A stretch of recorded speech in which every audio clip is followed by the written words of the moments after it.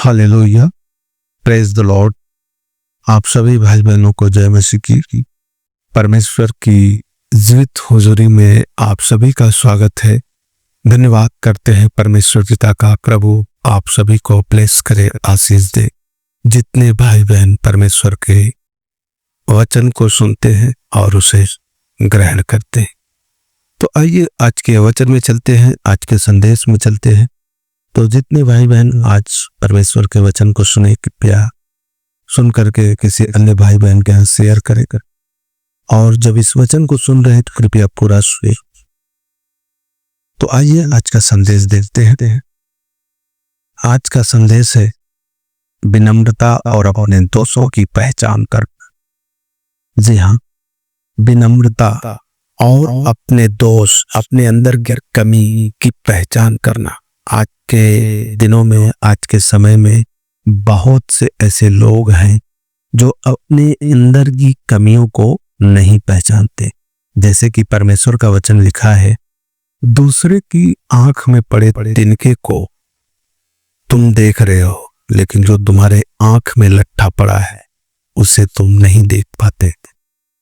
तो आज हम देखेंगे परमेश्वर के उस वचन से जो परमेश्वर हमें नम्रता और अपने दोषों, अपनी गलती की पहचान करने के बारे में बात करता है।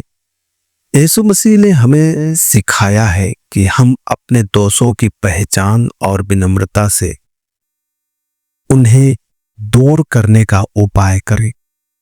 बहुत जरूरी है कि हम अपने अंदर के कमियों को विनम्रता से, नम्रता से, प्रेम से, संयम से अपने अंदर की कमियों को दूर करें, बाहर करें। अक्सर हम अपने विचारों और भावनाओं में अंधे हो जाते हैं। अपने विचारों को लेकर के और अपनी भावनाओं को लेकर के बहुत से ऐसे भाई बहन हैं जो क्या करते हैं, अंधे हो जाते हैं। अंधे होने का मतलब ये नहीं कि उन्हें दिखाई नहीं देता, उन्हें दिखाई देता है। दरअसल वो चीजें वो नहीं देख पाते जो उनके जीवन से बुरे हो रहे हैं, जो बुरे काम हो रहे हैं, जो उनके अंदर से दोष हो रहा है, पाप हो रहा है, उस चीज को वो नहीं देख पाते। इसलिए परमेश्वर का वचन कहता है कि अपने विचारों को और अपनी भावनाओं में बहकर अंधे हो जाते हैं। और जैसा कि परमेश्वर का वचन यदि हम देखेंगे तो उसमें मत्ती की पुस्तक 5 अध्याय के 8 में लिखा है और बताता है परमेश्वर का वचन कि धन्य है वे जिनके मन शुद्ध हैं, क्योंकि वे परमेश्वर को देखेंगे।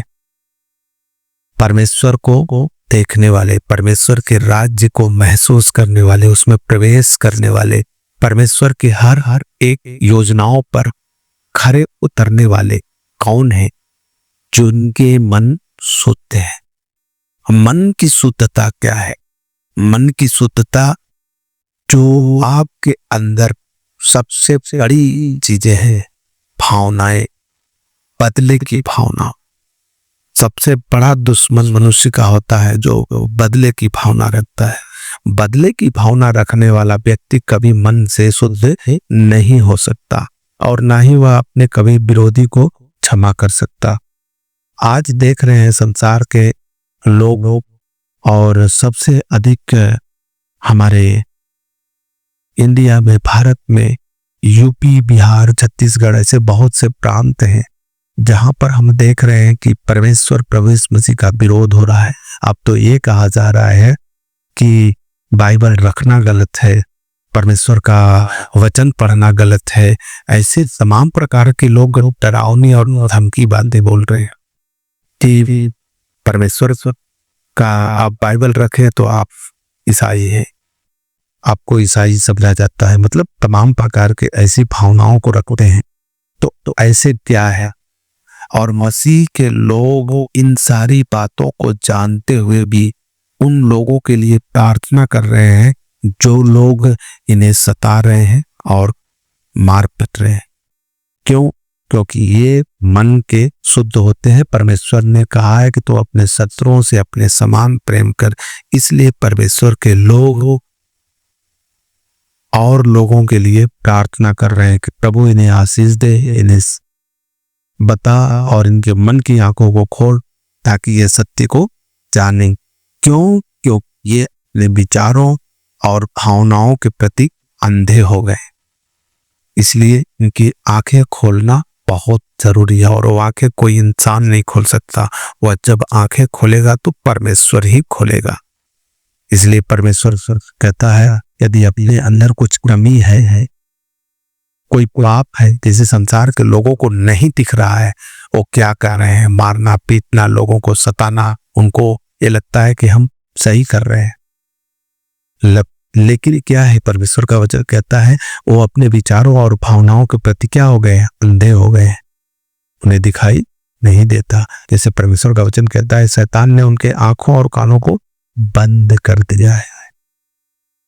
ऐसे ही लोग अक्सर भावनाओं में बहकर पाप करते हैं।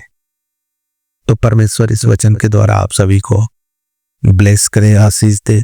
आप अपने अंदर की कमियों को तभी पहचान पाएंगे, अपने दोषों को तभी निकाल पाएंगे जब आप मन से नम्र होंगे और दीन होंगे और अपने अंदर झांकेंगे कि क्या आपके जीवन से गलत हो रहा है और क्या सही हो रहा है।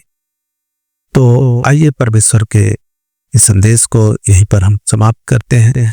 एक जरूरी सूचना है कि जितने भाई बहन इस सताव की घड़ी में यदि उन्हें कोई समस्या है, परेशानी है, तो किसी विषय पर प्रार्थना कराना चाहते हैं तो हमारे डिस्क्रिप्शन बॉक्स में हमारा मोबाइल नंबर है, आप उस पर कॉल कर सकते हैं, मैसेज कर सकते हैं, हम उनके लिए प्रार्थना करेंगे। परमेश्वर उन्हें जरूर आशीष देगा। और जो लोग हमसे जुड़ना चाहते हैं, हमारे मिनिस्ट्री से जुड़ना चाहते हैं, बहुत से लोग हैं, बहुत सी कलीसियाएं जो तोड़ दी गई, चर्च तोड़ दिए गए, पास्टर कलीसिया छोड़कर भाग गए, कलीसियाएं बहुत सी बंद हो गई है। इस सताव के घड़ी में बहुत से लोग डरे सहमे हैं। इस स्थिति में, इस परिस्थिति में बहुत से ऐसे लोग हैं जो सोच रहे हैं कि अब कहाँ जाएं, कलीसिया तो बंद है, परमेश्वर की आराधना कहाँ करें, किस स्थान पे करें। तो आपको कहीं जाने की जरूरत नहीं है, आप हमारे डिस्क्रिप्शन बॉक्स के व्हाट्सएप ग्रुप के लिंक पर आइए और उस पर क्लिक करिए, हमारे ग्रुप से जुड़िए। परमेश्वर के महिमा के लिए हम ऑनलाइन प्रार्थना में रहते हैं, आप लोग ऑनलाइन प्रार्थना में जुड़िए और परमेश्वर की आशीष को प्राप्त करिए। परमेश्वर आप सभी को ब्लेस करे, आप सभी को आशीष दे, आप सभी को गॉड ब्लेस यू।